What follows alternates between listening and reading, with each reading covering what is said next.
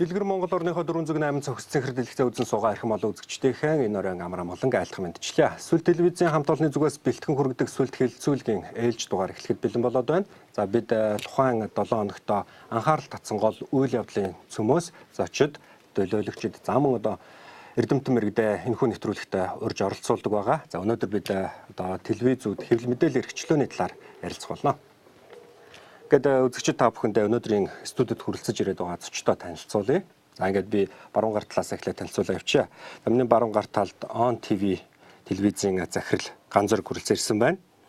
За мөн миний баруун гар талд TV1 телевизийн сэтгүүлч Эрдэнэ Чимэг. Мөн Роял телевизийн захирал Тулгабаатар хүрэлцэж ирсэн байна. За мөн Сүлд телевизийн гүйцэтгэх захирал Батбаяр. За Медиапорт телевизүүдийн консорциумын тэргүүн Батцэнгэл хүрэлцэж ирсэн байгаа. За Монголын сэтгүүлчдийн нэгдсэн хэвлэлийн тэргүүн дэд захирал Наранбаатар хүрэлцэж ирсэн байна. За Монголын хуульчдын холбооны гишүүн өмгөөлөгч Батбаяр хүрэлцэж ирсэн байгаа. За мөн Мас телевизийн гүйцэтгэх захирал Баярутган маань хүрэлцэж ирсэн байгаа. За мөн TV1 телевизийг төлөөлж гүйцэтгэх захирал Сумья газар хүрэлцэж ирсэн байгаа. За мөн сэтгүүлч Цэлмөн өнөөдөр студид ажиллаж байгаа. За бидний өнөөдрийн ярилцах гол сэдэв бол өнөөдөр хэвлэл мэдээллийн хэрэгслүүдээр нэгэн үйл явдал олонний анхаарлыг татж байлаа. Энэ юу гэхээр сонгуультай холбоотойгоор зарим нэгэн хэвлэл мэдээллийн хэрэгслүүд бол яг сонгуулийн үеэр реклам сурталчилгаа явуулах эрхгүй болж байна гэсэн мэдээллүүдийн дагуу нэлээд олон хүмүүс манай студ руу бас уцтаж санал бодлоо илэрхийллээ. Тэгээд бүгдээрээ өнөөдөр хэвлэлийн эрхчлөөний талаар хэвлэл мэдээллийн байгууллагуудын үйл ажиллагааны талаар яриагаа өрнүүлье гэж бодож байна. Тэгээд урилгыг хүлээн авч ирсэн та бүхэндээ бас баярлалаа. За ярилцлага асуудал өнөөдөр яг юунд байна? За энэхүү гарсан хууль маань яг ямар тайлбартаагаар гарч байна? Энэ талаар хэдүүлээ эхлээд яриагаа өрнүүлээд хүн болгон өөрийнхөө санаа бодлыг тусгаад ярилцаа авчи. За хинээс нь эхлэв. За танаас эхлэв. За өнөөдөр бол бас хэвлэл мэдээллийн энэ Монголын хэвлэл мэдээллийн орон зайд бас баггүй том бараг талаас илүү ачааг нь үрж явдаг ийм усуудын хувьд бол бас хууль зөрчсөн үйлдэлүүд төрийн зүгээс төрийн эрхүйхий байгууллагаас гаргаад байгаа учраас бид аргагүй ирэхэд хэвлэлийн орлыг гээд бас холбогдох улсуудад нь өөрсдийнхөө шаардлага дүрм журмаа биелүүлэхийг шаардсан тийм бичиг авч өглөө. Тэгээ энэ юу болоод байна вэ гэхээр сонгуулийн тухай хуулиар зөвшөөрчөөд за эрхүйхий байгууллагууд нь л хөтөр журам гаргаад тэгээ хаачдаг. Ийм л юм болоод байгаа. Ер нь орчиндоо бол. Учир юу гэхээр сонгуулийн ерөнхий хороо харилцаа холбооны зохицуулах хороотой хамтраад энэ сарын 4-р сарын 26 биш 29 санагдаад байх юм тий. 26-нд гаргалтаа намтарсан ийм шинэ журам гаргасан. За үүнд бол нэр бүхий 18 телевиз ороод за бус телевизийг бол үндсэндээ энэ сонгуулийн үеэр сонгуулийн сурталчилгаа олон нийт хандсан бие даагчид эсвэл юу гэдэг сонгуулийн ямар нэгэн байдлаар мөрийн хөтөлбөр бүх юмыг сурталчилж болохгүй гэдэг ингээд ийм хориглох маяг шийдвэр гарчаад байгаа. Тэгээ үүнийг бас хэвлэлийн эрхчлөө за энэ үзэгч сонсогч сонгогчдын итгэл үнэмшлийг хааш нь хийх үү яах вэ гэдэг асуудал өөрөө босоод ирлээ л дээ.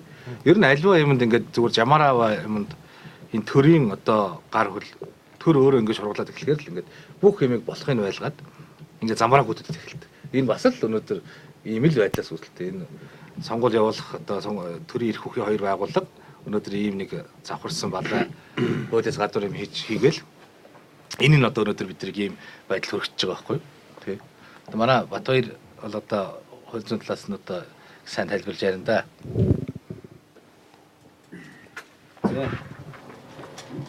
За баярлалаа. За ер нь бол хэвлэлийн эрхчлөөний тухай хуулийн 2-1, 3-1 хэсэг зааснаар хэвлэл мэдээлэлд төр хяналт авахгүй гэж заагаад өгсөн. Гэтэл энийгээ зөрчөөд өнөөдөр сонгуулийн ерөнхий хороо болон харилцаа холбооны зохицуулах газар өөрсдөө нэг хамтарсан журам бариад ингээд хэвлэлийн эрхчлөөг хаан богдуулах үйл ажиллагаа явуулаад байна л дээ. Сонгуулийн тухай хуулийн 82-ийн 17, 82-ийн 18 дугаар зүйл заагдсан байгаа.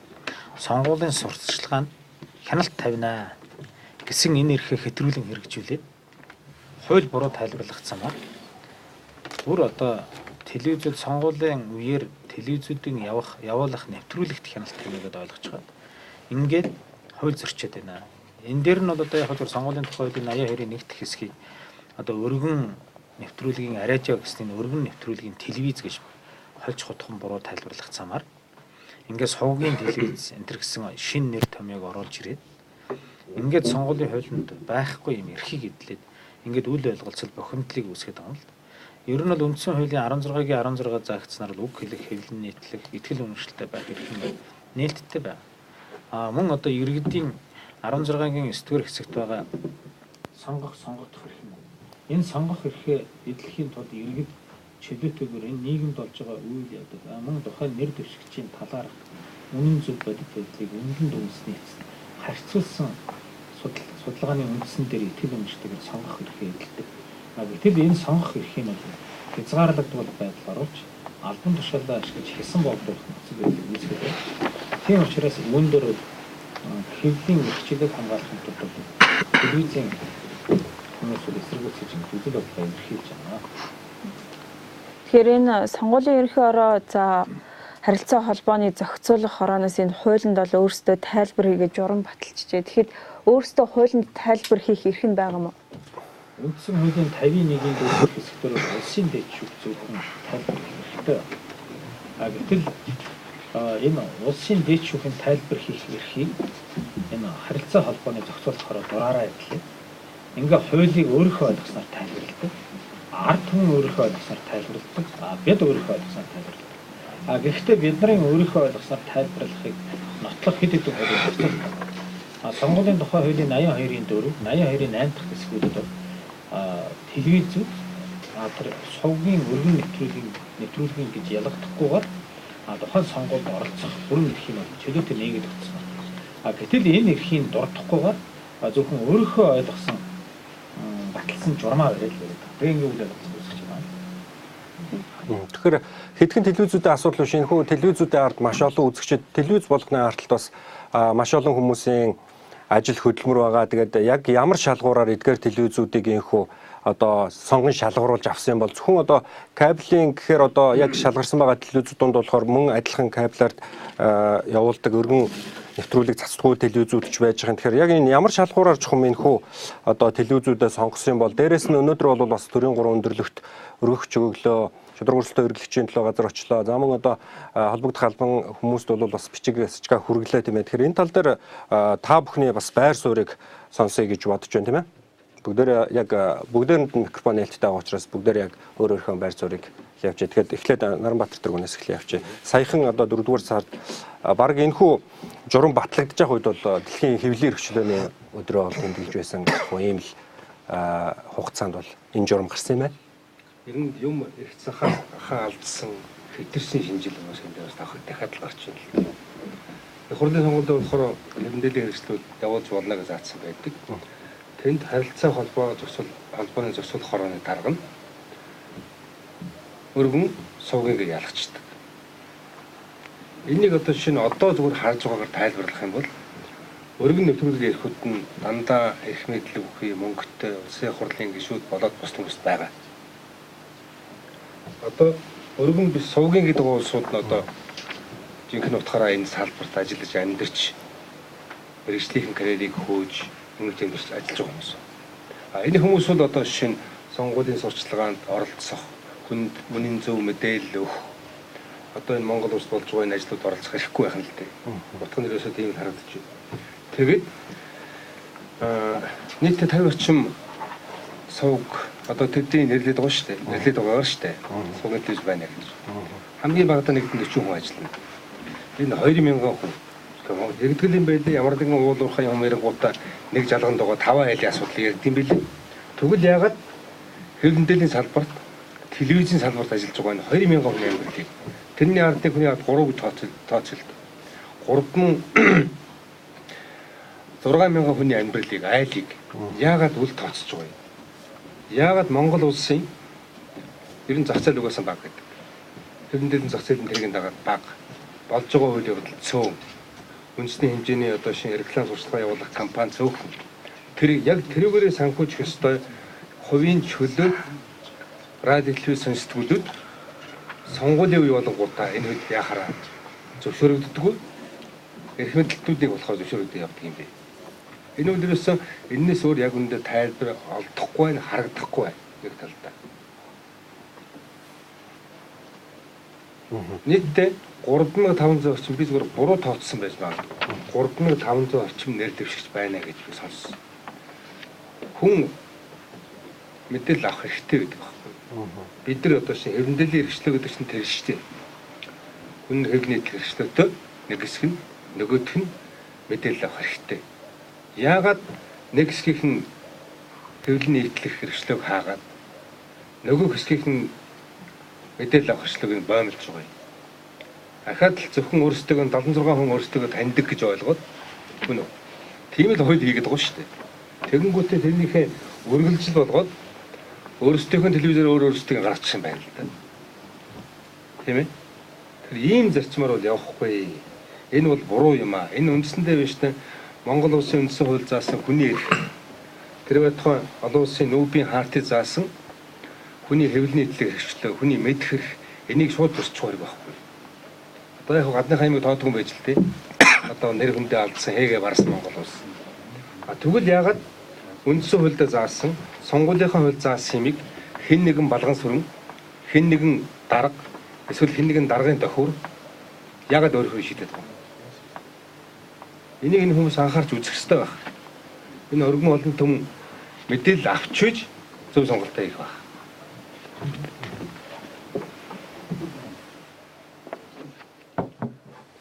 Энэ асуудал яг энэ жил ганцхан гараад байгаа юм биш үү? 2012 оны улсын хурлын сонгуулиар бас яг ийм асуудал гарч ирсэн. Тэгэл бас ингээл нэг хэдэн гавлын төлөөцсөн бас ингээл нэг холбоо юмнуудаа байгуулад ингээл очиж гууж түүжиж бас ингээл нэг хэвлэлийн мэдээлэлээр ярьж энэ асуудлыг бас нэг найштай гайгуураар шийдвэрсэн. Тэгээд энэ өргөн суугийнх өргөн нэмтүүлгийнх нь болохоор яагаад одоо бүх одоо тэр их мэдээлэл одоо тэр өрмийн хосч идэж болоод байдаг. Кабелийн суугийнх ингээд одоо яг өөрсдийнхөө бор зүрхээр явж байгаа хүмүүс очиод тэр нэг хосмын хосч идэг. Тэр нэг дандаа нэг тэр муу муухай юм дээр нь очиж идэг. Тэгээд хамгийн муу муухай нэр өмдөд бүгдөө л кабелтэй зүүн муу муухай инжигч идэг. Тэгэд энэний зан зүгээр тэр 18 телевизийн асуудал гэж ярихаас илүүтэйгээр энд бас нэг юм байгаа юм л да. Энд сонгуулийн үеэр сурталчилгаа явуулж болохгүй, нэвтрүүлэг явуулж болохгүй гэж байгаа 50 телевизийн үзэгчтэй асуудлыг хөндөж байгаа. Энэ хүмүүс өөрсдийнхөө хуулиар олгогдсон эрхийн дагуу өөрийнхөө үзэг гэсэн нэвтрүүлгийг үзэж, өөрийнхөө үзэг гэсэн сувгийг чөлөөтэй үзэх тэр эрхэнд нь шууд алдчихж байгаа. Хоёрдугаар тэр сонгуульд нэр дэвшиж сая Наранбатар тэр үлжин л да 3500 гаруй хүн байгаа гэдэг. 2012 оны сонгуулиар 450 хүн нэр дэвшиж байсан. Сонгуулийн ерөнхий орооноос авсан үдэг. Одоо 2016 онд 4500 хэд дахин нэмэгдсэн байна. Тэгээ сонгуулийн сурталчилгааны хугацаа хэд хоног үлээ. Тэгэхээр энэ нэр дэвшиж байгаа хүмүүсийн одоо өөрсдийгөө сурталчилж олон нийтэд таниулах тэр эрхэнд нь бас давхар алдчихжээ. Тэгээ энэ мэдчлээ яриад яваад байх юм бол маш олон асуудал байгаа. Дээрэс нь сэтгүүлчтэй. Сэтгүүлчдийн хэвлэн нийтэлж эрхлэж өөрийнхөө ажил үүргийг гүйцэтгэж явах тэр эрх нь бас боомлоо хаачиж байна. Тэгээ сонгуулийн сурталчилгаа явуулж болохгүй гэхээр одоо энэ 50 төлөв заах юм. Сонгуулиар одоо бүгд одоо эфир хаагаад одоо тэгээд явах юм уу? Энд чинь ганцхан юу 50 төлөв эфир хаах бүн дээр ч ахаад бас юуны Sky Media дэдээ ш гээд эдгээр ч гэсэн бас энэ үйл ажиллагаа зогсоох юм хэмжээнд хүрчиж байгаа байхгүй. Тэгэхээр энэ сумын газрын хэлсэн дээр нэг юм байна л та. Энэ зөвхөн энэ 18 телевизийн сурталчилгааны цаг хомс байгаа. Энэ нэр дэвшигчдийн одоо эрхийн талдж байна гэдэг. Энэ дээр бас нэмээд хэлэхэд энэ 18 монопол телевизүүдийн энэ хомсхон цагт асар өндөр үнэлгээ тогтдог. Энэ үнэлгээ өөрөө эргээд одоо би дааж нэр дэвшиж байгаа ч байдаг юм уу? Шин залуу нэр дэвшигчдэд асар их дарамт учруулж байгаа. Мөнгөтэй хэдэн олигарх нэр дэвшигчд нь ч юм уу томчууд нь мөнгө төлөөд хэдэн том телевизээр юм явуулчих болдог. Бусад дөнгөж гарч ирж байгаа залуу нэр дэвшигчид энэ улс эх орныхоо төлөө явъя гэж байгаа залуучууд маань ямар ч тийм санхүүгийн боломжгүй болчиход байдаг. Энээс ингээд дагаад маш олон асуудлууд үүсэж байгаа л да. Тэгэхээр яг шалгуурын хувьд ярих юм бол эн чинь яг телевизийн стандарт ярих юм бол яг стандартын тавьдаг одоо харилцаа холбооны зохицуулахаар байд юм уу тий. мэрэгжлийн байгууллагууд бол телевизийн институт тийм одоо том институт байх хэвээр, тэдэн метр квадрат байх хэвээр. Тийм тоног төхөөрөмж хэрэглэх хэвээр. Хамгийн наазах нь одоо тэдэн боловсон хүчээр ажиллах хэвээр гэж ярьдаг мөртлөөсөө яг ийм сонгол болохоор та нарт бол телевиз биш ээ. Та нар бол сувг юм аа гэдэг ийм асуудлыг ярьж байгаа. Энд дээр бас нэг зүйлийг бас тавталгаж хэлмээр байна л да.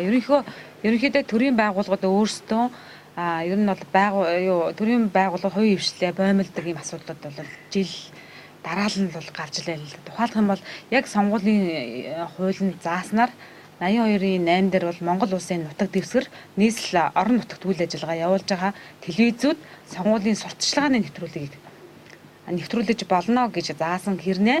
За дагалдах журам дээр болохоор зэрэг нэр бүхий одоо телевизүүдийн жагсаалтыг гаргаад 50 гаруй одоо телевизийн хувь заяа тэгээд хэвлэл нийтлэг хэрэгжүүлөө цаашлаад сонгогчийн одоо сонгогч сонгогдох эрх одоо эзэлж байгаа иргэдийнхэн одоо эрхийг одоо бүдүүлгээр зөрчиж байна л да.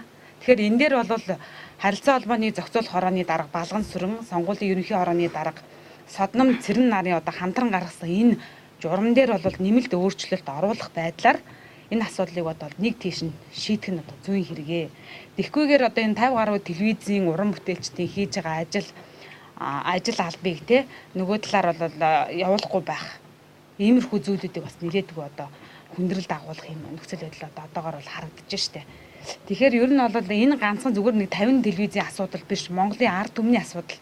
Монгол улсын үндсэн хуулийн зааснаар Монгол улсын иргэн бүр сонгогдох хэрэгтэй. Сонгох эрхтэй иргэдийнхэн одоо яг сонгох эрхийг боомлж байна. Эдгээр одоо 50 гаруй телевизийн үзэгчдийн мэдээлэл авах эрхийг одоо хааж штэ. Нөгөө талаараа энэ жил 2016 онд бол их онцлогтой сонгуул болж байгаа. Богино хугацаанд маш олон 4000 гаруй нэр дэвшигчид нэр дэвшиж байгаа энэ үед тэр хүмүүст одоо цаг нар олдохгүй байх ийм зүйл харагдаж байна. Өөрөөр хэлбэл эдгээр нэр дэвшигчдийн бол эрх бүдүүлгээр зөрчигдөж штэ.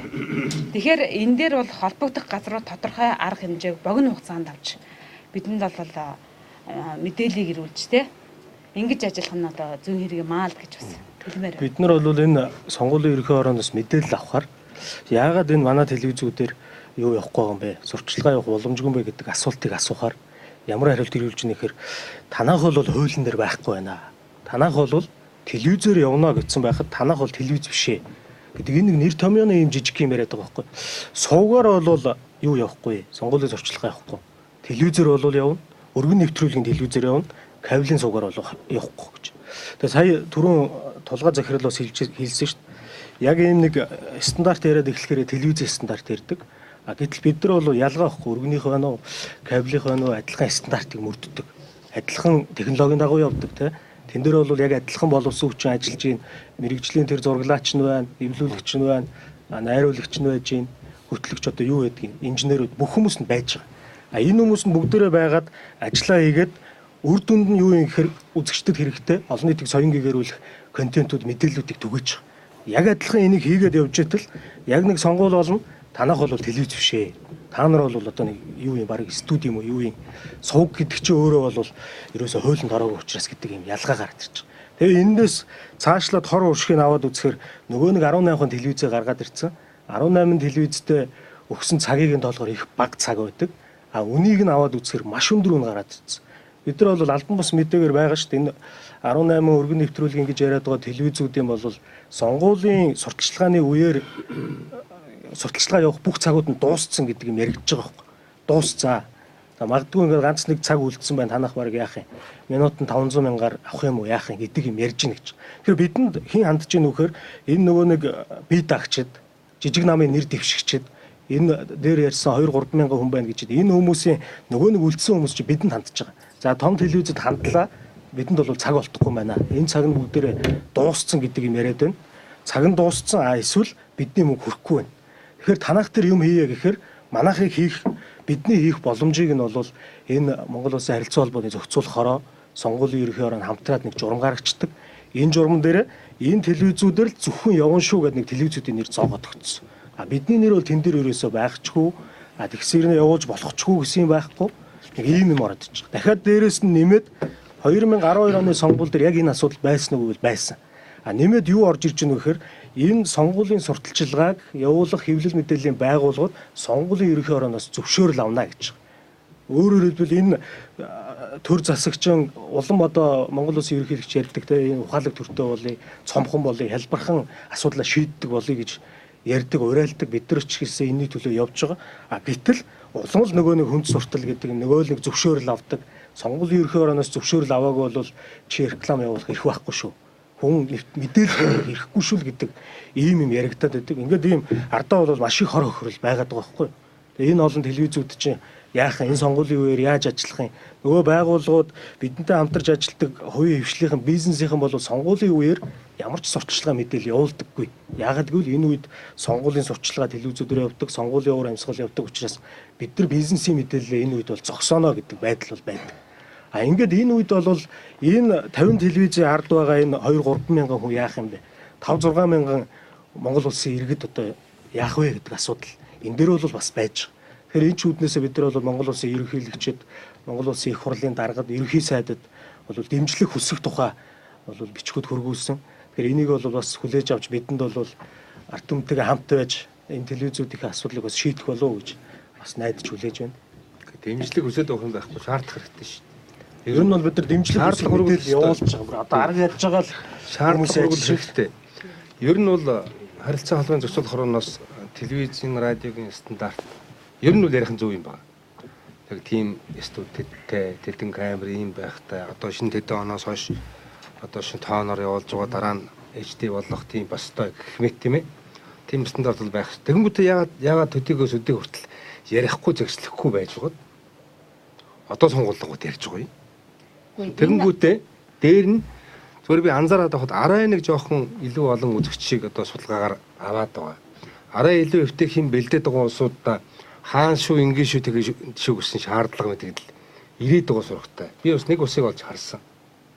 Ер нь биш үү энэ бидэнд энэ Монголын бидний үзээ сууж байгаа Монголын ард түмэнд итгэх найдах юм бол итгэнэ үү? Ер нь байна уу?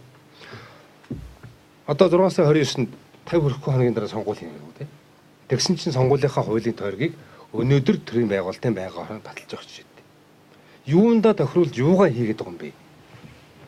Тийм ээ. Яг энэний үргэлжлэл яг энэтэй адилхан зүйл чинь өөрсдийнхөө мэдлэлд байдаг 16 за үндсэн радио телевизээр оруулах юм бол 17-8 суугаар л юмаа явуулаад мэдээж хэрэг их хурлын дарга их хурлын гишүүд нь ихтэйдэл цагаа авна үсттэй. Энэ үнэн шүү дээ. Хэнийг хуурахаа бодлоо яриад байгаа юм бэ? За тэгээд би даасан тэр жижиг намуудын сая ярьлаа тийм ээ. Энэ хүмүүс хаагаараа юугаа явуулах юм? Тэр хүмүүсийн мэдээллийг сонгогчд нь угаараа хаанаас авах юм? Энэ мэт юмуд бол арай хэтэрчл байл. Тэгэхээр ерөнхийдөө бол харилцаа холбооны зохицуулах хорооноос яг энэ журман дээр ямар тоглолт хийж гинэ гэхээр техникийн үзүүлэлтийн талаас тоглолт хийчихэж байгаа байхгүй юу? Өргөн сувгийн гэдэг. Яг үндсэн хэрэг дээр бол кабелийн сувгууд бол харилцаа холбооны зохицуулах хорооноос өгөгдсөн стандартуудыг бол бүгдийг хангацсан. Байнгын шалгалт явж яадаг, байнгын дарамт явж яадаг. Энэ дээр үзүүлээд яг өргөн нэвтрүүлгүүд дээр тийм шаардлага тавьж байгаа юу үгүй юу гэдэг шаардлагыг бид нар дандаа асууж зохицуулах хороонд ханддаг. Гэхэд бол тэрэн дээр бол ямар нэгэн асуудлын хариулт бид нар зохицуулах хороонд одоо өчнөө олон бичгүүд өгжээсэн. Энэ бичгийн хариунуудыг зохицуулах хороо өгдөггүй. Яг өнөөдөр бол сая өөрөө ийм юуны хувьд ялгаатай гэж хэллээ шүү дээ. Яагаад ялгаатай байгаа юм тэгвэл Гацуурчин Чимбат шинэ Монгол телевизийг 800 гаруй сая төгрөгөөс авснаас бусдаар бүгдийг л өөрсдөө авсан шүү дээ. Тэгсэн. Бүгдийг нь өөрсдөө одоо шинэ бидэнд тэр тэнд оролцох хэрэг байсан уу? Оролцоод ялах тийм боломж байсан уу? Үгүй шүү дээ. Үгүй тийм л юм дээр орж байгаа байхгүй. Тэгэнгүүтээ өөрсдийнхөө бор зүрхээр телевиз байгуулад кабель гэдэг ийм бий бол шинэ технологи бий болоод энэ дээр нь одоо шинэ ашиглаа явж байгаа хүмүүсийг яагаад байгаа юм? Утган дээрээс нь тэр л байгаа байхгүй. Гэхдээ тэр 16-ыг яаж авсан юм? Тэгээ 15 юм. 16 гэдэг нэг нь Гацуурчин Чимбатын Монгол ТV-г асъя л да. Бус нь тэгвэл ямар үнээр яаж авсан юм? Тэрийг ил болгоо. Тэгэд та нар сувгийнх та нар кабель явах гэж. Тий. Уучлаарай. Тэгэхээр одоо нөгөө кабель сувг ингээд ялгчаад байгаа. Яг үнэх хэрэгтээ өнөөдрийн байдлаар бол бүх телевиз олон сувгийн кабелийн телевизүүдийг ашиглаад бүх кабелуудаа явуулж байгаа шүү дээ. Өргөн нэвтрүүлэг энэ ч кабелээр явж байгаа, DTH-ээр, сансараар, Univation гэл одоо энэ олон сувгийн үйлчлэгээ эрхэлж байгаа энэ кабелийн сувгуудаар явагддаг байхгүй юу. Тэгэхээр миний ойлгож байгаагаар болохоор өнөөдөр одоо энэ олон сувгийн үйлчлэгээ эрхэлж байгаа энэ сувгууд хүртэл өнөөдөр хаагдах хэмжээнд хүрж байгаа юм байна. Өргөн нэвтрүүлэгт энэ зөвшөөрлөгийг өгчгөр тэд нэр антенаараа цацах юм байна.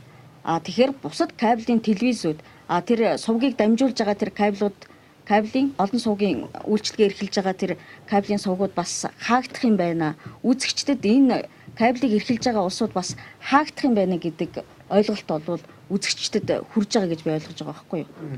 Тэгэд хамгийн одоо инээдтэй их юм уу хамгийн хөгийн гаргаж байгаа нэг юм юу байхгүй юу. Өргөн нэвтрүүлэг ингээд 18 телевиз сонгоо гаргачихж байгаа. Тэгсэн мөртлөө тэр дотроо яг бид нартай адилхан үйл ажиллагаа явуулж байгаа сувгийн телевизээ багтаад оруулаад тэрийг гаргачихж байгаа. Тэгээд тэр телевиз нь ямар телевиз гэхээр Монголын үндэсний олон нийтийн телевизийн 2 дугаар сувг MNB 2 гээд тэр сувг оруулчихж байгаа. Тэгээд тэр сувг үндэсний гэдэг нэртэй болохоор тэрний 2 дугаар сувг болохоор орж болоод байдаг бусд нь орж болдог.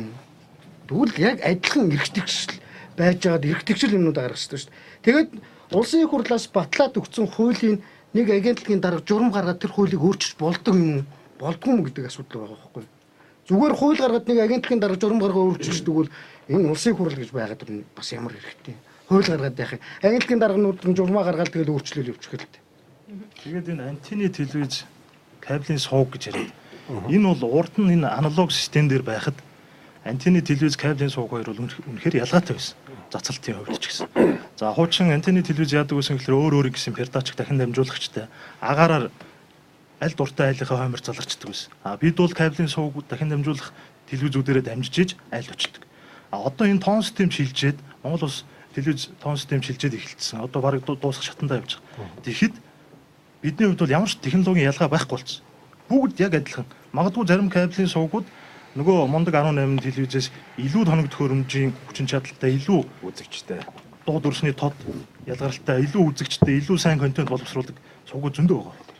Тэгэхээр энэ дээр хуучин тэр ялгааг одоо сувг, телевиз гэсэн хоёр юм гаргаж ирэл сувг бол юу ч биш, телевиз бол бүрэн хэрэгтэй гэсэн зааг тогтов. Одоо бол тэр зааг байхгүй болчихсон. Тэгэхээр харилцаа холбооны зохицуулах хорооноос болохоор та нар телевиз биш учраас оруулах боломжгүй гэсэн тайлбарыг бол өгч байгаа гэдэг бас өдөр хэвлэлийн баг хурлын үеэр та бүхэн мэдгэжсэн л да. Тэгэхээр энэ сувгийн телевизүүд маань өөрсдөө үйл ажиллагааны чиглэлдээ зөвшөөрөл авахдаа телевиз гэдэг зөвшөөрлийг аваагүй гэдэг юм уу? Зөвшөөрөл дээр нь телевизийн чиглэлээр үйл ажиллагаа явуулна гэсэн зөвшөөрөл байгаа үстэй. Харилцаа холбооны зохицуулах хорооноос бол яг өөрсдийн төрөлцсөн сувгийн телевизийн үйл ажиллагаа явуулах гэдгээр авдаг юм. Одоо жишээ нь манай телевиз бол мэдээллийн сувг. Мэдээллийн 80% төрөлцсөн чиглэлдээ мэдээллээр үзэгчдийг хангах ёстой гэсэн тийм одоо журмыг гаргаж ирсэн шүү дээ. Тэгээд энэ 80%-аа бид нар одоо юугаараа бүрдүүлэх вэ? Хүүхдийн мэдээ хийх үү? Эсвэл одоо энэ сонгуулийн үеэр бид нар эфирээ түр хаах уу? Энэ яг энэ сонгуулийн үед одоо бид нар ямар мэдээ явуулах вэ? Нийгэм мэдийн засаг, улс төр мэдээллийн сувгуудаа бүгдийг ерөөсөө бомлоо хийцэн байгаа байхгүй. Энэ болохоор цаанаасаа санаатаа явуулгаар гэж би бодод байгаа байхгүй. Ер нь бол энэ ийм асуудал яваад байгаа байхгүй, нэг тийм эргэлзээтэй. Одоо жишээлбэл Улаанбаатар хотын хэрэглэгчдийн бас нэлээд өндөр хувь нь бол кабелийн олон сувгийн хэрэглэгчд байдаг. Одоо Univision гэдэг юм уу, Sansar гэдэг юм уу, те Skymet гэдэг юм уу. Тэгэхээр энэ дээр байгаа 40-оос 50-аас 60 телевиз Монголын сувгууд байж байгаа. Тэгэхээр энд үзэж байгаа хүмүүс тэр телевиз нь өргөн нэвтрүүлгийнх байна уу, кабелийнх байна уу гэдэг ямар ч ялгаа байхгүй. Энэ үзэгчдэд бол яагаад гэвэл энэ үзэгчдэд юу хэрэгтэй гэхээр өөрт нь хэрэгтэй мэдээлэл хэрэгтэй, мэдээлэл шуурхай авах хэрэгтэй, үнэн зөв байх хэрэгтэй гэдэг юм. Эсвэл сонирхолтой контентууд байх хэрэгтэй. Энэ үзэгчдэд бол ерөөсөө энэ кабелийнх нь байна уу, өргөн нэвтрүүлэг нь байна уу гэдэг нь ямар ч ялгаа байхгүй. Ерөөсөө хамаа байхгүй. Гэтэл үзэгчдийн эрхэнд ерөөсөө энэ алдаад байгаа асуудал гэж бид бол бас ойлгоод байгаа байхгүй. Энэ үзэгч хүн өөрийн гэсэн үздэг магадгүй кабелийн сувгтай яриад байгаа одоо энэ албаныхны тайлбарлаж байгаа сувг гэдэг байгаа юмыг нь зөндөө олон хүмүүс үздэг байхгүй. Гэтэл энэ олон үзэгчтэй энэ сувгийг нь та нарын эн чинь бол сурчлагаа гаргаж болохгүй шүү. Зөвхөн энэ гаргая шүү гэдээ эрхэнд нь бүдүүлгээр ерөөсөө халдаад байгаа юм явдал гарч байгаа. Энэ үзэгчдийн эрхийг бол бас бодоод үзээч. Бодоод үзмээр юм уу? Зарим талаар биш одоо шинэ би хараад хэлж байгаа. Би судалгаа харсал та. Роял, Малчин, Сүлд тийм ээ. Эдгээр бүгдээр энэ ирээд байгаа сувгуудаас нь юу лээ? Өргөн нэвтрүүлгээс хамгийн илүү гарцсан шүү дээ. Бүр илүү үзэх шүү дээ. Бүр хүсэн хүлээдэг. Бараг тэр байхгүй бол хүмүүс төвхтэй байдлаар байх. Яг л тийм байдал үүсчихэд байгаа. Ер нь бол яг сонгуулийн тухай хуулинд өргөн нэвтрүүлгийн телевиз, сувгийн телевиз гэсэн ойлголт байхгүй. Ийм нэр томьёо бол ерөөсөй байхгүй. Зүгээр энэ өргөн нэвтрүүлгийн гэдэг нэрийг яаж оруулж ирээд байгаа юм гэхээр сонгуулийн тухай хуулийн 82-ийн 1-д өргөн нэвтрүүлгийн радио л гэж байгаа. Ялгаатай байгаа байхгүй. Тэгэл телевиз. Ерөөсөө өөр ойлголт байхгүй. Телевиз дээр бол ганцхан ойлголт. Зүгээр энийг гуйлан тайлбарлаад байгаа юм л харилцаа бол. Сонгуулийн тухай хуулийн 82-ийн 12-т бол улс даяар нэвтрүүлэг засдаг телевиз нэмэгдэл сувагтай бол зөвхөн үндсэн сувгаараа сонгуулийн сурчлагыг хийнэ гэж заагаад өгсөн. Гэтэл MNB гэдэг энэ телевизийн уг нь бол нэмэгдэл сувг л дээ. Тэгэхэд нэмэгдэл сувгаар нь хуулиа зөрчөөд оруулаад ирж байгаа. Өргөн нэвтрүүлгийн гэд оруулаад ирж байгаа. Зөвхөн энэ өргөн нэвтрүүлгийн гэдэг үгийг яагаад хуулинд байхгүй үгийг ингэж оруулж ирээд байгаа юм гэхээр бусдыг төөрөгдүүлэх байдалтай ашиглаад байгаа.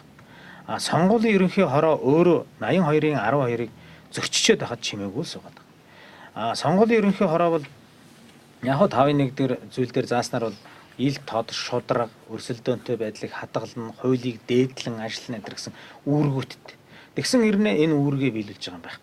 Өнөөдөр сонгуул бодлиантуулах, иргэд сонголтоо зөв хийх ийм эрхцэн орчинг бүрдүүлэх, нөхцөл байдлыг үүсгэх энэ тал дээр бол сонгуулийн ерөнхий хороо ерөөсөө ажиллахгүй. Харин ч бүр одоо иргэдийн дунд бухимдал үүсгэж, үл ойлголцол, сонгуулийн сурталчилгааг нэг талд нь давуу байдал олгож өгч байна л. Учир нь бол одоо энэ 17 энэ телевиз бол 1 сарын дотор 18 хоногийн дотор 500 гаруй сая төгрөг олох боломжтой болоод ирж байгаа. Яагаад гэвэл өнөөдөр энэ сонгуулийнхын цагууд нь дууссан байна. Гэтэл 1 минутанд 500 мянга бодоод үзэхээр 1 цаг нь өдөрт 1 цагаас 30 сая төгрөг болоод ирж байгаа. Тэгэхээр энэ мэтчлэнгээр одоо ингээд санхүүгийн хувьд ч гэсэн бүр илүү давуу байдал олгоод явчихж байгаа юм л да. Энэ нь өөрөө албан тушаалаа уруулан хясан боогдуулах замаар бусдад давуу байдал олгох гэсэн энэ гэмт хэргийн шинжийг бүрдүүлээд байгаа. Мөн одоо эрүүгийн хуулийн 139-ийн 1-д байдаг л сэтгүүлчийн хуульд нийцсэн мэргэжлийн үйл ажиллагаанд саат хийх гэдэг. Энэ гэмт хэргийн объектив шинж болохоор бусдын мэдээллийг олон нийтэд тараалахгүй тулд. Ингээд энэ нөхцөл байдлыг бол угаасаа тэр харилцаа холбооны зохицуулах газар санаачлан сонгуулийн ерөнхий хороо дэмжснээр энэ үйлдэл одоо ингээд биелэлээ болоод байгаа. Тэгэхээр зэрэг энэ хууль бус үйлдэлтэй бол эвдэршгүй тэнцэнэ гэдэг. Ингээд телевизийн нөхдөд бол яваад байгаа л да. Энэ нь бол зөв зүйтэй зүйл гэж бодож байна. Тэгэхээр өглөө бид нэр сонгуулийн ерөнхий хороон дээр очисон л тоо. Сонгуулийн ерөнхий хорооноос бид нар одоо иймэрхүү юутай асуудлаар явж байна гэхээр үгүй бид нар одоо телевизийн талаар бүр мэдлэг байхгүй. Тэр нь өргөн байна уу, бүдүүн байна уу, нарийн байна уу гэдэг юмыг юусэн мэдэхгүй. Үгүй тийм инээдтэй хариулт биднэрт өгж байгаа байхгүй юу? Тэгээд тэрийг та нар одоо тэгээд яаж энэ дээр үндэслэсэн юм гэхээр тэр мэрэгжлийн байгууллага харилцаа холбооны зохицуулах хорооноос л ийм сувгуудын нэр өгсөн болохоор бид нэр тэрэнд нь л тэр зөвшөөрлийг өгнө. Та нар одоо тэр харилцаа холбооныхоо зохицуулах хорооны тэр журмын талаар л ярина гэхээр хуулиас давсан журмыг баталдаг агентлаг гэдэг юм ерөөсөө байж боломгүй шүү дээ. Ер нь бол тэгэхээр зүгээр үгэн дээр тоглолт хийцэн. Тэр өргөн нэвтрүүлгийн гэдэг үг бол ерөөсөө одоо баг социализмын үеийн гэдэг нэр томьёонд баг оруулахар тийм үг байхгүй юу? Хоцрогдсон нэр томьёо. Тэгэхээр одоо хүртэл одоо зохицуулах хорооны одоо тэр бодлого юмнууд нь бол ягаасаа л яг л нөгөө социализмынхаа үеийн тэр шатанда байна уу, хоцрогдсон байна уу, хуулиа мэдэхгүй улсууд байна уу гэж баг харахаар байгаа байхгүй юу? Үгээ зөв олж уншиж чадахгүй байх гэсэн үг шүү дээ. Өргөн нэвтрүүлгийн радио гэд таслал тавиад телевиз гэсэн байгаа байхгүй юу? Телевиз дотроо телевизийн өргөн нэвтрүүлгийн сувгийн гэсэн хоёр чиглэлтэй байна. Тэгэхээр тэрийг юуных өөрсдийнхөө журман дээр болохоор өргөн нэвтрүүлгийн телевиз гэдэг ингээд үг нэмээд оруулчихсан, хачир нэмээд оруулчихсан. Хөөе сайн байна уу гэдэг дээр хөөе сайн байна уу юу вэ гэдэг үг нэмдэг шиг л иймэрхүү л хачин журам батлагчаад байгаа байхгүй юу. Тэгэхээр энэ нь болохоор зөвхөн энэ жил биш шүү дээ. 2012 оны сонгуулиар бас яг ингэж яригдсаар байгаа л тэгэл нөгөө л нэг хуучин хിവэрэ. Яг л нөгөө л 2010 онд гарсан. Аль нь нэрийнх нь нэвтрүүлээд байна одоо айл мэдэгдэж байгаа юм уу? Надлаа ТV-нийг үзэх. Ерөөсөө үзэгчдэд ТV та үзэх. Ямар ч ялгаа. Ер нь одоо би сэтгүүлчдээр төлөөлөд энэ сууж байгаа. Хэрвээ хууль нь тэгж гарсан юм бол хуулийг давсан журам дүрм гэж угаасан байдаг. Таад явуулах хэрэгтэй юм биш. Яах юм? Бид хуулиар ерөөсөө одоо тэгээд дээр нь би зүгээр буруу ойлгоогүй бол дээд шүүхийн тайлбар гаргах эрхийг саацсан байна. Тэгэхээр энийг тайлбарлах боломж байхгүй байгаа учраас харилцаа холбооны зохицуулах хорооны тайлбарлаж байгаа бол энэ телевизийн нэвтрүүлэг эрхэлж байгаа энэ одоо шинэ үзэгчдэд нэвтрүүлэг юмудаа хүргэж байгаа хүмүүс та хэд бас тайлбарлах хэрэгтэй. Адилхан нөгөө субъект нь. Тэгэхээр өөрсдийнхөө л явуул та. Тэгэхээр бид нэр өөрсдийнхөө тайлбар бол ийм энэ дээр гарч ирж байгаа байхгүй. Ерөөсөө кабелийн сувг гэдэг нэр томьёо энэ сонгуулийн хуулинд ерөөсөө ороогүй. Тэгэхээр бид нэр ер нь энэ хуулиар зохицуулах ёстой юу үгүй юу гэдэг асуудал ахаа гараад ирж байгаа. Тэгэхээр бид нар магадгүй тэр 18 хоногт нь би баригдахгүйгээр өнөөдрөөс сурталчилгаагаа явуулаад эхэлчих болохоор юм шиг хууль энэ дээр бол байгаад байгаа байхгүй. Ерөөсөө сувгийн зохицуулт энэ дээр байхгүй. Бид нар өөрийнхөө талаас тайлбарлах юм бол тийм ээ. Тэгэхээр хэлцэл байгаа шүү дээ. Тэгэхээр нэг тийм юм бол байгаа яваад байгаа байхгүй. Тайлбарлах юм бол өөр өөрийн талаар тайлбарлах. Алдуураа бол энэ хууль чи ерөнхийдөө энэ жил бол ард түмэн одоо энэ олон жил 76 гишүүнийг одоо сонгосон. За зарим нь бол одоо энэ жилээс бол одоо хасья гэдэг ийм санал бодолтой одоо ард иргэд бол яг тийм бодолтой байгаа шүү дээ. Одоо энэ жил бол 16 оны сонгуульд шин залуу одоо энэ улс төрчдийг дэмжих ёстой гэдэг ийм яваад байгаа мөртлөөс энэ одоо шин залуу улс төрчдийг дэмжих ямар ч тийм бодлого байхгүй. Бодлогоороо угаасаа хэвлэл мэдээллийн байгууллага дээрээс нь одоо хуулиараа бүгдийг хязгаарлаад зохицуулаад ингээд өөрийгөө олон түмэнд таниулах одоо өөрийгөө одоо зөв илэрхийлэх тэр боломжийг нь бол 100% хасаад өгчөж байгаа байхгүй. Тэгээд 18 хоног дотор бол тэр 18 телевиз дээр бол мөнгөтэй нэг хүн бол өдөрт одоо тэр өдрийн цацах 60 минутыг бол шууд мөнгөнд төлж өгөөд ганцаараа ч явах боломжтой. Тэгэхээр энд бол одоо тэр 3-4 мянган хүний эрх ашиг дээрээс нь энэ 3 сая хүний эрх ашигыг бол шууд одоо ингээд хязгаарлаж байгаа асуудал гэж ойлгож байна.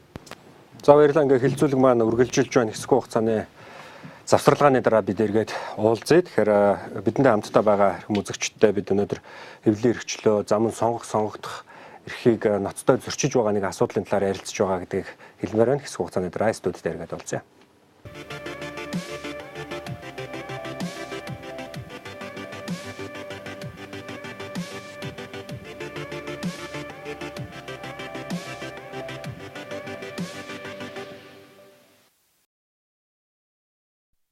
За сүүлд хэлцүүлэг маань үргэлжилж байна. Тэгэхээр сонгуулийн үеэр зөвхөн 18 телевиз реклам сурчлагаа явуулах өргөн нэвтрүүлэг эдгээр телевизүүд явуулж. За бусад телевизүүдийн хувьд бол боломжгүй гэсэн энэхүү журам гарсантай холбогдуулан бид өнөөдөр одоо хэвлэл мэдээллийн эрхчлөөний тухай ярилцж байгаа. Тэгэхээр бид яг энэ сэдвийн дагуу иргэдээс бас яриа авсан байгаа. Одоо иргэдээс авсан яриагаа хүргээд эргээд студидтэй уулзъя. Би бол тэр буруу л гэж үзэж байна. Адилхан мэдээллийн хэрэгслүүчээс бүхэл телевизэд л зөвшөөрлөх ёстой гэж бодож байна. Телевизүүдийн энэ адилхан хэвлэл мэдээллийн хэрэгслүүдээр эрх тэгшил байх хэрэгтэй шүү дээ. Заавал нэг 18 телевиз тэрэн цаана улс төрийн шоу, улс төрийн тийм зорилготойгоор ихэнх телевизүүд тийм л байна шүү дээ. Мэдээллийн тэр тэнцвэртэй биш байдал хадгалагдаж байна гэсэн үг шүү дээ. 18 телевиз төгж байна гэдэг бол тийм ээ. Миний бодлоор болохоор бүх телевизээр бас адилхан сонгуулийн сурталчилгаа явуулах зүгээр юм болоо гэж бодож байна.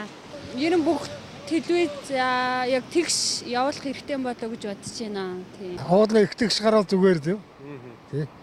Тийм л бодолтой.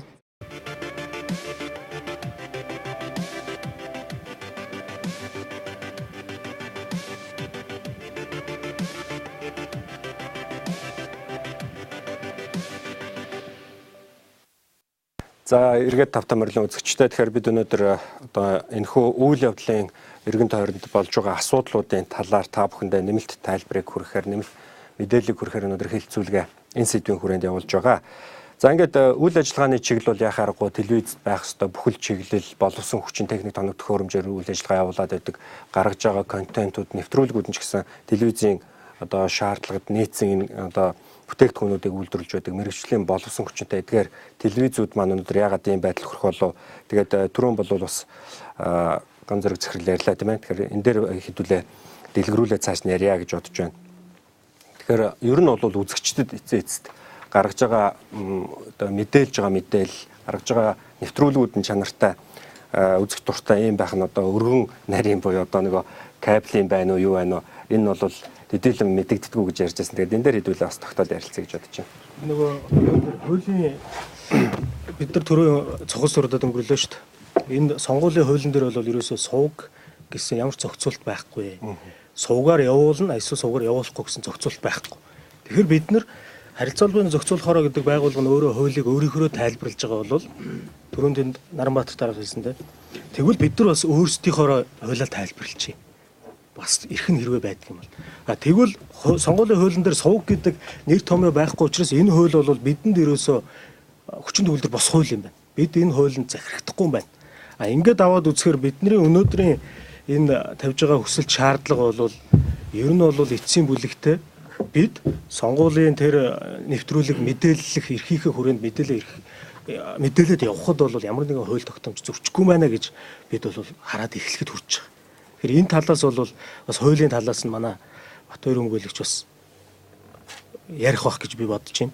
Тэгээд Батбаяр өмгөөлөгчээс бас энэ зүйлээр нэг зүйлийг тодруулж асуумаар байна л да. Тэгэхээр энэ тогтоолын хавсралт дээр гаргасан тэр журамд нь за энэ кабелийн сувгуудыг хоригдно гэсэн заалт байхгүй тохиолдолд кабелийн сувгууд яг өөрсдийнхөө энэ сонгуультай холбоотой мэдээлэл иргэдэд хүргээд явж ийл энэ хууль зөрчсөн үйлдэл биш юм шүү гэдэг зүйлийг асуумаар байна. Тэгэхээр 18 телевизэд бол ганцхан цагийн сонгуультай холбоотой мэдээллийг хүргэх эрхийг олгоо. Бусад энэ кабелийн сувг гэж нэрлэдэг байгаа сувгуудад бол бүтэн 24 цагийн турш мэдээлэх эрхийг нь олгоцсон байгаа юм шүү. Хориглоогүй учраас энийг зөвшөөрч ингэж ойлгож болох уу? Та хуульч хүний хувьднаас энийг тайлбарлая.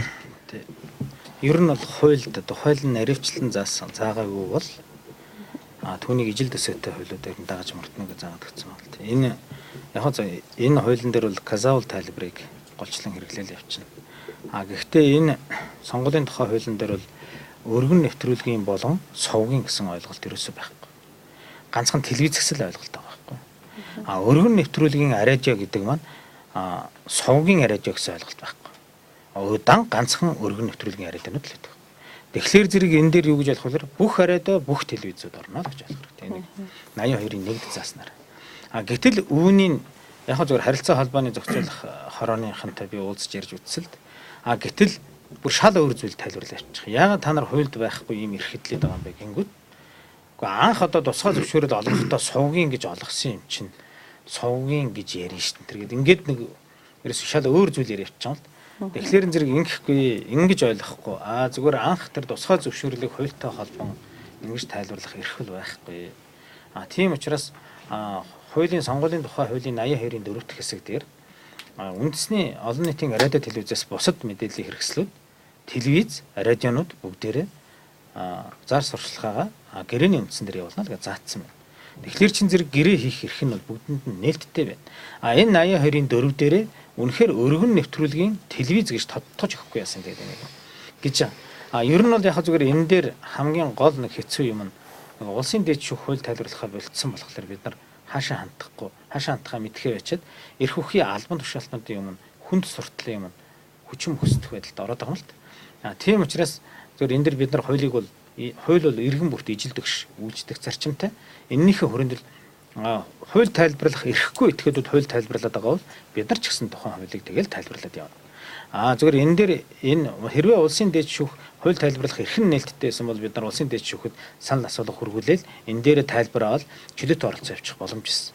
Ер нь бол сонгуульд хүн иргэн бүр телевизээр хэвлэл мэдээллийн хэрэгсэл бүр тэгш эрэхтэй оролцуулах энэ зарчмын үүдэн дээрээс сонгуулийн тухай хуульд 82 дугаар бүлэг болгож бүхэл бүтэн ийм маш олон заалтууд 20 орчим ийм заалтууд оруулж ирсэн байгаа юм л.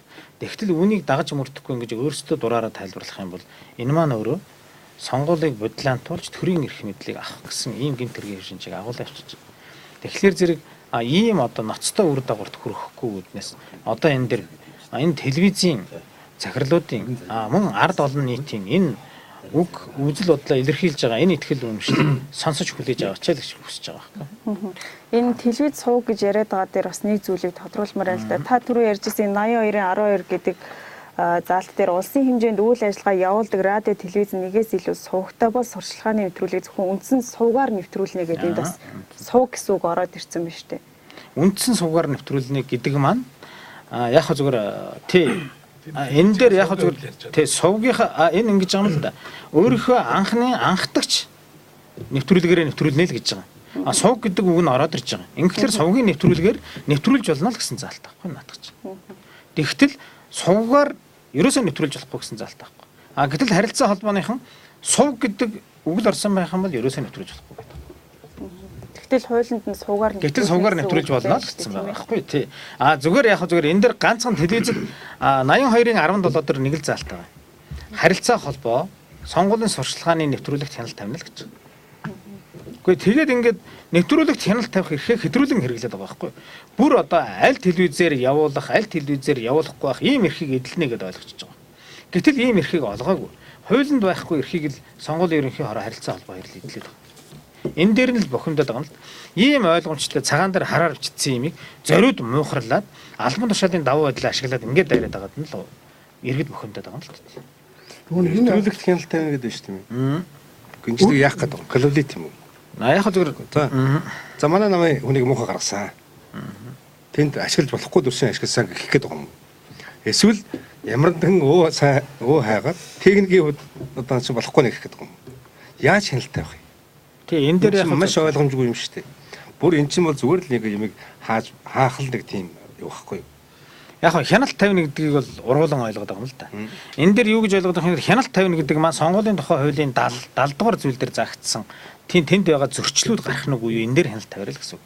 Гэтэл тухайн зөрчил дээр юу гэж заасан бэ гэхээр 71-ийн 6, 75-ийн 3 дээр бусдыг гүтгэх, доромжлох тийм ээ. Илт худал хуурамч мэдээлэл тавих энийг хориглоно л гэсэн байгаа байхгүй. Тэгвэл энийг харилцаа холбооны зохицуулах руу дуртах уу? Энийг үү? Тий. Амжих уу? Гэхдээ яг энийг сонгуулийн ерөнхий хорооноос мэдээлэл өгөөд ингээ харилцаа холбооныхон ер нь энэ гүтгэсэн юм очих нь байна шүү гэсэн одоо тийм тагнуулын мэдээ өршлөө явах нь шүү дээ. Гэхдээ яг зүгээр тухайн сурталчилгаа явж байгаа нэвтрүүлэгт нь одоо ингээ зүгээр борстуу энэ одоо ингээ төсөөлөд яхад тий ер нь бол тийм. Тэгээ түрүү энэ зүгээр ингэсэн байгаа байхгүй. Зөвхөн өргөн нэвтрүүлгийн хараад телевизээр гэж юм оруулж ирж байгаа журам баталчаад тэгсэн мөртлөө би түрүүнээс шилээд байгаа штэ. Монголын үндэсний телевизээр 2 дугаар сувг MNB энэ сувг штэ. Сайн хуулийн дээр 82-ын 12 дээрсэн те 82-ын 12-ыг өөрсдөө зөрчөөд энийг ингээд бас ингээд дагуулan ороод ирж байгаа юм. MNB-гээр яах гэдэг оруулж ирээд байгаа. Хин тэргээр гарах гэдэг. Ашигтай бол наад бол юу чин штэ. Харин тэгэхээр өөрсдөө нь ашигтай юмудаа оруулж ирчээд юу гэдэг юм нөгөө бор зүрхээр явж байгаа нэг хэдэн давин кабелийн телевизийг эднэрийг л алга болгож ивэл болоо гэсэн иймэрхүү байдалтайгаар хандаал хуулиндаа хуулиа хүртэл өөрсдөө ороод тэгж тайлбарлаа яваад байгаа юм. Ирэх тэгшэл хандах шүү дээ. Түрүүн инглэлдээ ганцаар захирлын дээр гарсан. Тэдэрт одоо эрх нь байгаад одоо ингээд тайлбарлалчлаа. Бидэнд тэрвээ эрх нь байдаг бол гэж. Тэгэхээр дээд шүүх одоо хууль тайлбарладаг субъект нь байхгүй болчиход байна. Тийм байхгүй шүү дээ. Тэгэхээр тэднийг тайлбарлаж байгаа бол манайх бас тайлбарлая. Бидэнд бас зөв сонгуулийн хуулинд бидний зөв болохоор заалт байгаа шүү дээ. Тэгэхээр биш үү? Өргөн цариг нарийн цариг гэдэг шиг өргөн царигаараа одоо 16-нд явуулах юм байна тийм ээ. Богоно явуулах юм биш үү? Гэхдээ 1 цаг явуулах юм байна. Хуулийн гарч ирж байгаа шүү. Нарийн царигаараа бол бидний нөхдүүд 24 цаг явуулж болох юм шүү. Тийм биз? Ямар зохицуул байхгүй учраас.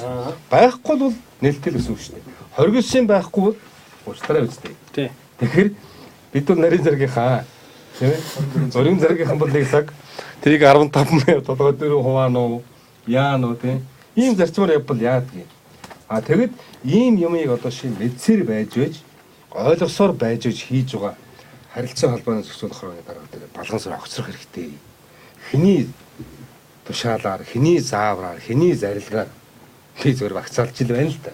Гэхдээ болчоосоо байл энэ ичмэр. Энэ ард нь энэ олон хүмүүсийн амьдралыг өөрсдөө болж ивэл болдго юм уу? Энэ ч ард тун бас мэдчихв шүү. Түрүүн бас тэр тусгай зөвшөөрөл гэж ярьсан. Тусгай зөвшөөрлийг сувг авахдаа төрөлцсөн чиглэлээр авдаг байхгүй харилцаа холбооны зохицуулах ороноос. Тухайн мэдээлэл юм уу тань мэдгүй эсвэл одоо нийгэм эдийн засаг гэсэн энэ чиглэлүүдээр аваад за жишээлх юм бол мэдээлэл юм уу нийгэм эдийн засаг дээр авч үзэхэд энэ сонгуульч нь бол өөрөө нийгмийн одоо амьдралд оролцоод явж байгаа бидний нэг юм процесс шүү дээ. Тэгэхээр энэ 80% төрөлцсөн чиглэлийг одоо энэ нийгэм эдийн засгийн сувг хангах ёстой гэж төрөлцсөн чиглэлээ бид нар чаарддаг мөртлөө энэ нийгэм эдийн засагт оролцох бид нар одоо энэ мэдээллийг түгээх тэр боломжийг олохгүй байгаа байхгүй. Тэгэхээр бид нар бараг одоо энэ 80% юм дээр бараг энэ сонгуул гэдэг үгийг бараг хэрэглэхэд болохгүй болно. Тэ? Хэрвээ энэ үгийг хэрэглээд ямар нэгэн байдлаар мэдээлэл гаргах юм бол харилцаа холбооны зохицуулахаараа сонгуулийн ерөнхий орой тэгээд цагдаагийн байгууллагатай хамтраад за энэ тухайн телевизийн тусгай зөвшөөрлийг сонгуул өнгөртөл юм уу 6 сараар төдөлзүүлнэ гэсэн бүр юм сүрдүүлсэн юм хууль батлагдсан байгаа байхгүй журам. Тэгэхээр энэ дэр бол айгүй ойлгомж болчих. Бид нар бол нийгэм эдийн засгаар мэдээлэлээ бэлдээд ард иргэдтэй одоо тэнцвэртэй мэдээллийг хүргэж яхад энийг явуулж болохгүй гэдэг чинь айгүй утгагүй байхгүй. Тусгай зөвшөөрлийн одоо яг саний ярьсан зүйл дээр бас нэг зүйлийг бас нэмээд хэлье гэж бодож байна л да. Тэгэхээр ер нь бол сэтгүүлч бас түрүү асуулаа тийм ээ. Ер нь яагаад энэ төрөлцсөн сувг телевиз гэдэг иймэрхүү ойлголт байгаа юм бэ гэд те.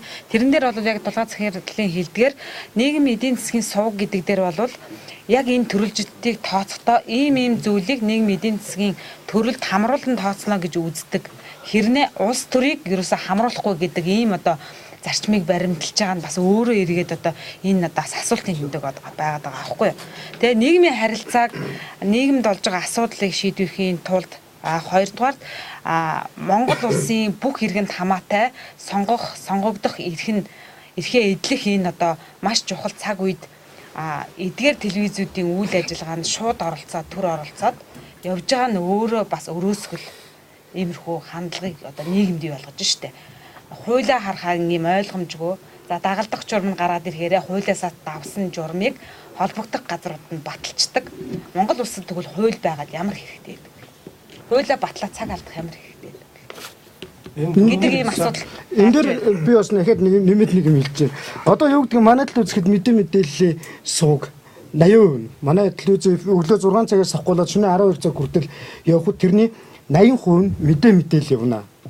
Тэгээд заагаад өгсөн. Тэгээ одоо сонгуулийн үеэр бид нар одоо мэдээ явуулж чадахгүй юм чинь одоо тэгээд улс орнд болж байгаа мэдээлэлээ сонгуулийн мэдээллийг өгч чадахгүй. Тэгэнгүүт юу юм? Тэгэнгүүт сонгуулийн дараа харилцаа холбооноос шалгалт ирнэ. Шалгалт ирэнгүүтээ нэг судалгааны газраас очиж нэг судалгаануудлага шиширдэ юм аваад уучлаарай танах сая яг 6-7 сард 80% хүрээгүй байна. Одоо тэгээ танах төрөлцсөн юмд хүрэхгүй юм чинь одоо танахыг хаа. Ерөөсөө кабелийн нэг сувгуудыг байнгын ингэж дарамтлагдаг ингэж байнгын одоо нэг юм тийм хэцүү байдалд оруулж ижил балхан сүргэндэг хүн одоо санаа сэтгэл намраад сайхан бүтэн ойртой ондог юм яадаг. Одоо тэгээд яах вэ? Сонгуулиор одоо мэдгүй би одоо ямар мэдээ явуулахыг мэдэхгүй байна. Тэр харилцаа холбооны зохицуулах хорооны тусгай зөвшөөрөл байгаа шүү дээ. Телевизийн хоёр тусдаа зөвшөөрөл байгаа. Нэг нь өргөн нэвтрүүлгийн, нэг нь кабелийн сувгийн гэдэг. Тэгээ энэ хоёр тусгай зөвшөөрлийг харахаар одоо тайлбарлаад байгаа нь бол өргөн нэвтрүүлгээр зөвхөн гарна гэж байгаа. Тэгэхээр өргөн нэвтрүүлгийн телевиз гэж юу хэлэх вэ гэхээр бидний ойлголтоор бол агаарын долгионыг ашиглаж эфирээ нэвтрүүлгээ цацдаг телевизийг хэлэх гээд байна шүү дээ. Тэгэхээр зөвхөн агаарын долгионыг ашиглаж нэвтрүүлгээ цацж байж тэр сонгуулийн сурчлагаа явуулаа гэдэг юм тавьж байгаа. Тэгэхээр энэ телевизүүд маань өөрсдөө энэ кабелаар дамжуулж яагаад реклам тэр нэвтрүүлэг сонгуулийн мэдээллийг гаргах гээд байгаа юм бэ? Кабелаар дамжуулж явахыг боловлчих гэдэг шүү дээ. Ягаад гэвэл бид нар кабелаар дамжуулж телевизээ гаргадаг учраас болохгүй. Та нар бол болохгүй. Тэд нар өргөнөөр цацж байгаа. Тэгвэл кабелаар дамжуулахын болоод энэ телевизүүд өөрсдөө энэ кабелаас одоо гарддаг юм уу яадаг юм те. Энэ өргөн нэвтрүүлгийн телевиздэр кабелаар гарнаа гэсэн юм уу дамжуулна гэсэн ямар ч заалт, ямар ч дүрм журм байхгүй. Өргөн нэвтрүүлгээ цацна гэсэн л тусгай зөвшөөрөл байна. Тэгэхээр энэ сонгуулийн мэдээлэл бол ерөөсөө өргөн нэвтрүүлгээр тэгэхээр энэ айлууд бол өөрөөр хэлбэл кабелийн телевизтэй айл бол сонгуулийн мэдээлэл авч чадхаа болох гээд байгаа. Энэ журмыг харуул. Чадхаа болохоос гадна яаж болох вэ гэхээр зөвхөн кабелийн телевизээ үзэхээр энэ нөгөө агаараар цацж байгаа телевизийг үзэхэ болчиход байгаа. Кабель үздэг айл бол зүгээр антенаар үздэг айл бол зөвхөн энэ сонгуулийн мэдээллийг одоо авах байдалтай болоод энэ талаас нь бид нар тэгвэл дахиад тайлбарж болж байгаа юм. Тэрийг ч түрүү шийдсэн шүү дээ өнөөдөр зэрлээ. Бид нар яриад бид нар нарийн зэрэгээрээ явъя. 24 цагийн хязгаарлалтгүй нөгөө мэдээлэлээ хүргэе. ямар ч бид нар сонгуулийн хуультай холбоотой зохицуулалт байхгүй тэртээ кабелийн суугууд өдөр өргөн цагаараа яваг. Тийм өдөр өргөн цагаараа 24 цагт ганцхан цагийн сурчлагаа явуулдаг. Тийм одоо тэгээд ерөөсөө нэг бол энэ кабелийн суугууд кабелийн дахин дамжуулахын телевизүүдтэйгээ хамт унтрыг. Тэгээд зөвхөн агаараар тэр сонгуулийн сурчлагыг 18 телевиз хүргэх. Тэгээд ерөөсөө ийм хоёр сонголт л байна. Энэ ерөөсөө энэ сонгуулийн нэг ийм зохицуулах хороол ерөөсөө бодлын дандаа тарьдаг газар л та. Тэгээд яхаа ашиг гэдэг юм. Тэгээ энэ одоо бид нар бол энэ сонгуулийн ерөнхий хороо за харилцаа холбооны зохицуулах хороо одоо төрийн 3 өндөрлөг за шударга өрсөлдөөн хэрэглэгчийн талаа газар бид хандаж болох бүхэл газар хандсан байна. Хэрвээ энд одоо ингээд тоймтой хариу өгөхгүй янз бүрийн байдлаар шийдэхгүй одоо бултах ажилдаа ирэхгүй өвчтэй болох одоо тий хүний бултах олон янз шүү дээ. Олон янз арга шүү дээ. Ийм аргууд ингээд хэрэглээд байх нь бид энийг явуулахаас өөр аргагүй. Явуулна. Энэ бол яагаад гэвэл бид сонгуулийн хуулийн дагуу одоо 5 сарын 30-ны өмнө бид манай телевизүүд, консорциум телевизүүд бол одоо сонгуулийн ерөнхийд хандаад өөрсдөө цагийн хуваар нэвтрүүлэг шалгал болцоо бүгдийг бичээд өгчин. Тэгээд одоо бас бид явуулахаас өөр аргагүй байдал орно. Тэрээс хамгийн давчхандаа үндсэн хуулинд байгаа. Хүний үг хэлэх эрхийг тий хангаад өгөөч. Бас хүний мэдэх эрхийг мэдээлэл авах эрхийг хангаад өгөөч гэдэг л юм ийм босч байгаа шүү. Түүнээс илүү юм өсөхгүй шүү дээ. Энэ угаасаа энэ цагаан дээр хараар бичсэн энэ Монгол Улсын одоо хуулийн дээр байж байгаа сонгуулийн хууль энэ дээр байж байгаа. Тэгээ энэ дээр байж байгаа юм л одоо бид баримтлахаас аргагүй. Хэрвээ эндээ ямар нэгэн тайлбар биднийг одоо энэ журамдаа одоо өөрчлөлт оруулаад алдаагаа засахгүй юм бол энэ угаасаа алдаатай журам нь эргээд алдаатай сонгуул явуулахад одоо нөлөөлнө гэж. Ийм л байдалд хүргэнэ. Тэгэхээр энэ одоо Балган сүрэн бол одоо энэ алдаагаа засах хэрэгтэй баг. Тэгвэл сонгуулийн ерөнхий орны дарга за орлогч болд сайхан гэдэг баха. Болд сайхан одоо даргатай бас уулзсан бид нар уулзсан өнөөдөр өглөө. Юу гэж хэлдэг вэ гэхээр бид үнэхээр мэдэхгүй. Одоо өргөнлөхийн, нарийнлөхийн, бүдүүнлөхийн үнэндээ наадаж ойлгохгүй байна. Юун чин бүүм. Энэ Балган сүрэн гэж нөхөр одоо төрөөс одоо энэ танаа энэ зохицуулахаар хариуцсан юм байна лээ. Энийний оруулж исэн саналыг л одоо бид нар гар өргөө баталсан. Бид ягаад нэг одоо дотор нь бид нар өөрсдөө энэ төлөв мэдлэггүй юм улсууд учраас төрийн хамаарж байгаа одоо чиг үүрэг энэ байгууллагын одоо бид нар саналыг үгүйсгэх ч юм уу эсвэл үл идэх байдал гаргах нь зохисгүй маа гэдэг тийм тайлбар тавьж. Энэ ч бас үнний ортол баг. Ер нь тэгэл явж явж Балган сүрэн дээр л бууж байгаа юм биш. Тий. Тэгээ балга ерөөсөө Балган сүрэн л тий. Ийм юм байгаа юм л. Сонгуулийн тухай хуулинд сувгийн телевизүүдэд хоригдсан залт байхгүй байна. Сувгийн телевизүүд өдөржингөө нэвтрүүлэг сурталчилгаа явуулснаас болж үүсэн гарах хохирол буюу түүнд хариуцлага тооцох систем байхгүй байна. Өргөн нэвтрүүлгийн телевиз болон үндэсний телевизэд зориулан гаргасан журам байна. Тийм учраас сувгийн телевизүүд бол хэвлэн нийтлэх үндсэн хуулийн 16-гийн 16 заагдсан энэ эрхийнхээ хүрээнд ерөөсөө өдөр шөнөгүй сурталчилгаа явуулж болох юм байна гэж ойлгоно. Учир нь бол одоо ингэж аавал хууль болон гэрээнд тусгайлан заагаагүй бол хуулиар хориглоогүй бол түүнийг зөвшөөрсөн тооцно гэсэн. Энэ ерөнхий зохицуулалтынхаа хүрээнд л явах нь зүйтэй болчихж байгаа. Яг гэвэл энийг зөвхөн мэдгдснээр болчихно. Өнөөдөр одоо ингэж суугаад ингэж ярьж байгаа нь өргөдөл гомдол санал хүсэлтийг бичгээр болон амаар гаргаж болно тийм үү. Тэгэхээр зэрэг бид нар амаараа гаргачлаа. Энэ бол ерөөсөө сувгийн телевизэд хамааралтай журам биш юм байна. Энэ журман дээр чинь сувгийн телевизүүд хэрвээ сурталчилгаа явуулах юм бол ийм хариуцлага ногдуулна гэсэн хуулийн зохицуулалт байхгүй байна. Тэгэхээр зэрэг сурталчилгаа явуулснаас болж үүсэн гарах энэ хариуцлагууд байхгүй болохоор өргөн нэвтрүүлгийн сувгууд бол 1 цаг явуулах юм байна. Бусд нь бол чөлөөтэй явуулах юм байна. Ингэж л ойлгож байгаа. Ингэж л ойлгогдно угаасаа. Хэрвээ хуулиар хоригдсон байхад явуулсан бол хариуцлага тооцох тухай яригдана. Гэтэл энэ журман дээрч сувгийн телевизэд хариуцлага тооцох тухай алга тийм ээ. Хуульд ч алга. Сонгуулийн тухай хуулинд ч алга. Тэгэхээр зэрэг сонгуулийн тухай хуулийг сувгийн нэвтрүүлгээс гадна зөвхөн өргөн нэвтрүүлгийн телевизийн зориулагдсан юмаа гэж тайлбарлаж байгаа бол тэгвэл бид нар зүгээр ердийн явуулдаг журмаараа явуулаад явчихлаа. Энэ ямар ч энэ дээр бол хууль зөрчсөн зүйл байхгүй байна. Тэгэхээр ийм хортой үр дагавар үүсгэх гээд хүсээд байгаа юм уу? Яагаад байгаа? Энэ бол мэдэхгүй байна. За баярлалаа ингээд. Бидний бас ярилцах цаг өндөрлөх болсон байна. Ямар тач одоо энэ харилцаа холбооны зохицуулах хороноос гаргасан энэ хуулийг давсан одоо журам хэмээх энэхүү одоо асуудлын үр нөлөөгөөр за хэвлэл мэдээллийн байгууллагууд бол үзэгчдэд хэвлэл мэдээллээр дамжуулж одоо мэдээлэл хүргэх эрхэн зөрчигдөж байгаа. Дээрээс нь за одоо сонгогчд үзэгчд хэвлэл мэдээллийн одоо эдгээр байгууллагуудаас одоо мэдээлэл авах энэ эрхэн давхар зөрчигдөж байгаа юм хөө асуудлуудыг бид эргэн ярилцлаа. Тэгээд энэ талаарх мэдээллийг бид дараа дараагийн нэвтрүүлэг болон мэдээллээр бас үзэгчдэд хүргэх болно.